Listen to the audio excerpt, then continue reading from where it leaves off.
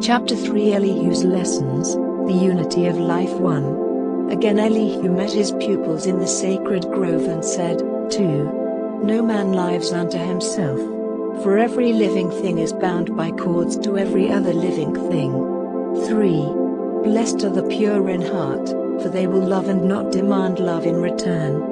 4. They will not do to other men what they would not have other men do unto them. 5. There are two selves, the higher and the lower self. 6.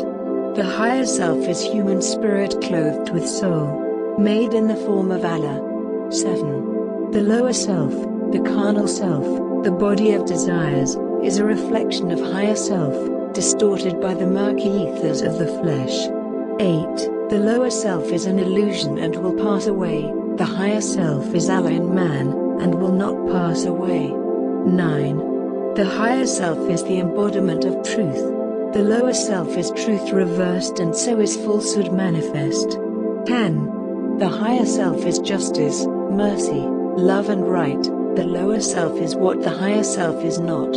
11. The lower self breeds hatred, slander, lewdness, murders, theft, and everything that harms. The higher self is mother of the virtues and the harmonies of life. 12.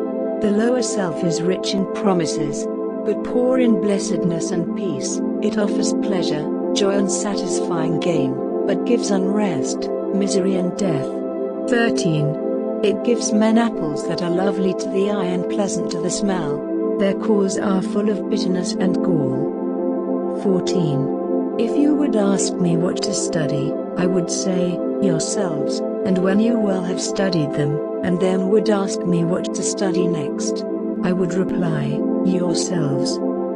15. He who knows well his lower self, knows the illusions of the world, knows of the things that pass away, and he who knows his higher self, know Allah, knows well the things that cannot pass away. 16. Thrice blessed is the man who has made purity and love his very own. He has been ransomed from the perils of the lower self and is himself his higher self. 17. Men seek salvation from an evil that they deem a living monster of the nether world, and they have gods that are but demons in disguise, all-powerful, yet full of jealousy and hate and lust. 18. Whose favors must be bought with costly sacrifice of fruits, and of the lives of birds, and animals, and humankind. 19. And yet these gods possess no ears to hear, no eyes to see, no heart to sympathize, no power to save. 20.